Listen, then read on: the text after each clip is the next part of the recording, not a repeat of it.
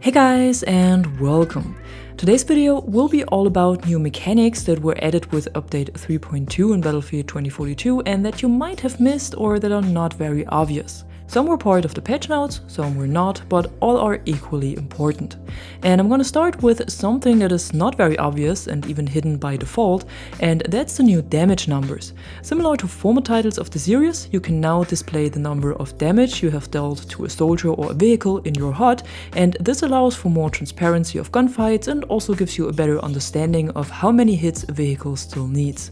You can find this option under Display, then Crosshair, and then scroll down to Hit Indicator, and here it's called Damage Number Visibility. Like I said, it's turned off by default, but if you would like to see it, you can set it to Small, Medium or Large.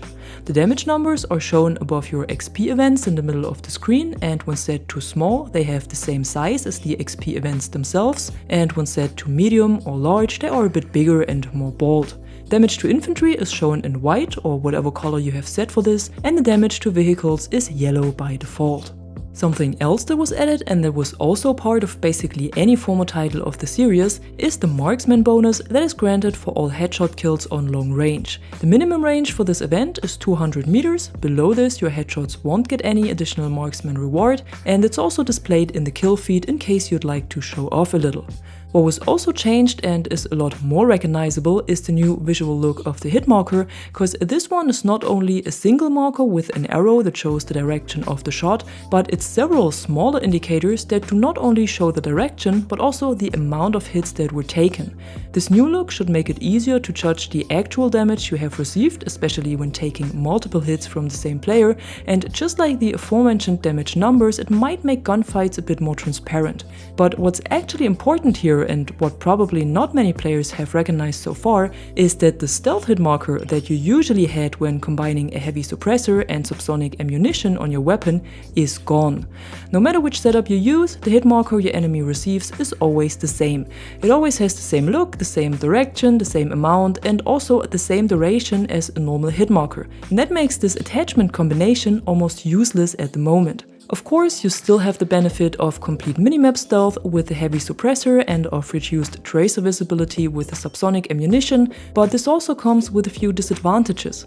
Plus, the description of the heavy suppressor still says hit indicator stealth with subsonics, so it doesn't seem like this feature was completely removed. I'm not sure if this is intended or if they simply forgot that stealth hit markers are a mechanic in the game, but for now you should be aware of this, especially when you used to play this combination for maximum stealth on flanks. Another attachment that was just added with the update but that has its description completely wrong is the new box suppressor for the NVK S22 shotgun. It can be unlocked by doing 50 kills on a distance of 15 meters or less with the weapon, and its description says that it has full minimap stealth at all ranges and hit indicator stealth with subsonics. And the part with the hit markers is not only quite funny since there are no stealth indicators in the game at the moment, like I mentioned before, but also since the weapon doesn't even have subsonic ammunition available. In addition to this, the minimap stealth on all ranges is wrong as well, because even though the whole attachment looks like and is described like a heavy suppressor, it actually works like a light suppressor, which means you do have minimap stealth but only on long range, so all enemies within 20 meters around you can still see you on the map, and you have a normal hit marker.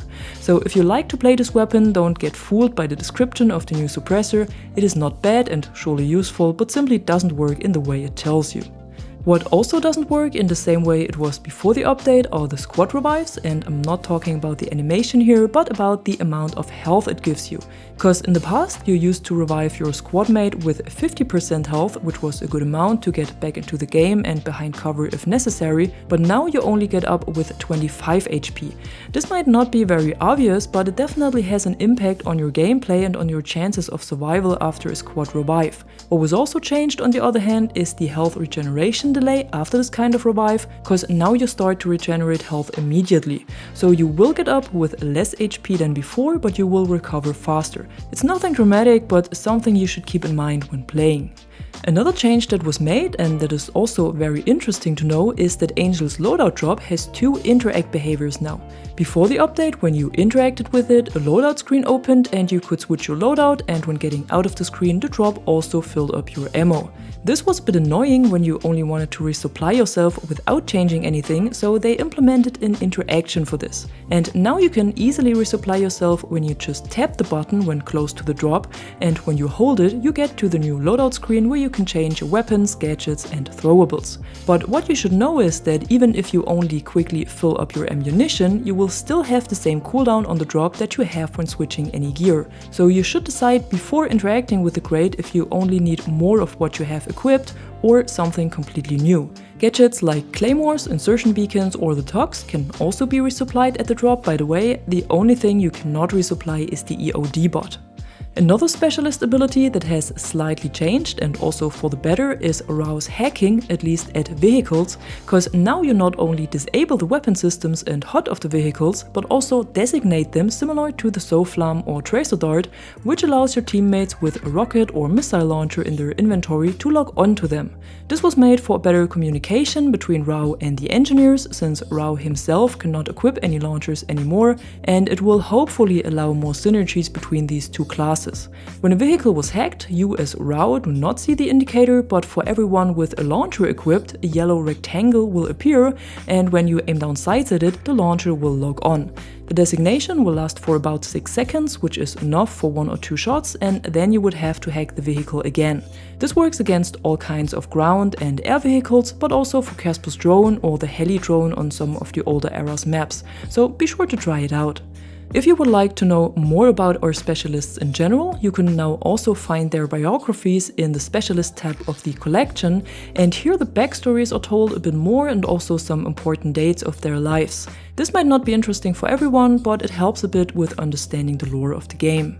In addition, we also got 4 new badges with the last update, and these can be found at the badge overview and then specialists. They're actually not about the specialists themselves, but about their classes, and there is one available for each of them with different requirements for their mastery. For the assault class, you need to do 4,500 kills on foot. For the support, it's 2,000 revives. For the engineers, it's 120,000 explosive damage while on foot or health repaired to allied vehicles and gadgets. And for the recon badge, you need to do 25,000 spottings or have teammates spawned at your beacon. So the missions are all focused on either the class's role or their gadget. It doesn't matter which specialist you play for this, as long as they are from the respective class. And then there were 4 important changes made to ground vehicles and aircrafts that I want to mention as well, because some of them will also affect you as infantry player. The first one is that the active protection system that was introduced with the EBLC-Ram in Season 2 and the EMKV-90 Tor in Season 3 was also added to the other 2 heavy tanks, which are the M1A5 and the T-28. The system prevents vehicles from getting hit by rockets and grenades for a short amount of time and can be unlocked by doing 60 kills with either of the 2 tanks. You don't have to complete the assignment for both. Once you unlock the upgrade for one of them, it will also become available for the other. To the EBLC-Ram itself, there was also a slight change made, and that affects the insertion beacon you can place with it, and that can be used by the whole team. Before the update, the beacon spawned you in the air above the map most of the time, which was a good way to break spawn traps or get behind enemy lines, but now the beacon will always spawn you on foot. Not sure why this decision was made at DICE, cause I found it a lot more useful before, but just so you know that you should place the beacon at a safe spot now. A more well-conceived mechanic, on the other hand, is the maximum altitude for helicopters, especially for the stealth heli, because before the update there were a lot of matches when one of those helis was flying on maximum height, out of range of all counters and launchers, and could keep dropping bombs on infantry. This should not be possible anymore, because the maximum altitude for helis is at minus 200 meters from the set maximum height of the level now, which means if a level has 600 meters in height, a heli will stall at 400 meters. This change does not affect jets though, and they can still use the full range of the map, and in addition, the bomb crosshair of stealth helicopters will no longer display at an altitude of 400 meters or more. So they can still drop bombs from this, but not as accurate as before, and with the extended range of Liz missile launcher, they are at least vulnerable up there. A more positive change for air vehicles is the new below radar mechanic that allows them to be immune to all lock-on weapons when flying below 30 meters. This will not break existing lock-ons, but it is at least a little reward for taking the risk of flying in range of normal rocket launchers. Rao's hacking will also still work no matter how low you fly, but the launchers won't be able to lock onto you. And at the end, just some quick additions to the thermal scopes, where I've already done a full video about, because based on some of your questions below this video, I tried a few things out and wanted to share them with you as well. So one question was if the laser attachments, the flashlight or the EMP grenade affect the thermal scopes. And no, they don't. Not even the flashlight has any effect here. Same when looking through glass. I mentioned that when looking at a vehicle with the thermals, you can barely see the passengers since the vehicle itself is highlighted. And there were a few comments saying that it shouldn't work through glass anyhow, so I tried it out, and bad news here as well, it also works perfectly through glass. The vehicles are the only exception. And the last question was if the thermals reduce the weapon recoil, and I gotta admit that I thought this as well at the beginning, cause it felt like my aim was a lot better with them, so I tested it, and here it's also a no. The thermals do not affect the recoil. What I think happens when you use them is that because of the highlighted targets, it's easier for you to focus and keep your aim at them, so that's why it seems like they make the weapon easier to handle, but that's not the case, it's more like a placebo effect. And as a little reward for everyone who has watched the video up to this point, a bonus tip that was pointed out by Marco in the comments: when you play as support, you are able to kill Dozer behind his shield with the defibrillator, and as Falk, you can even deal damage to him with his red pistol.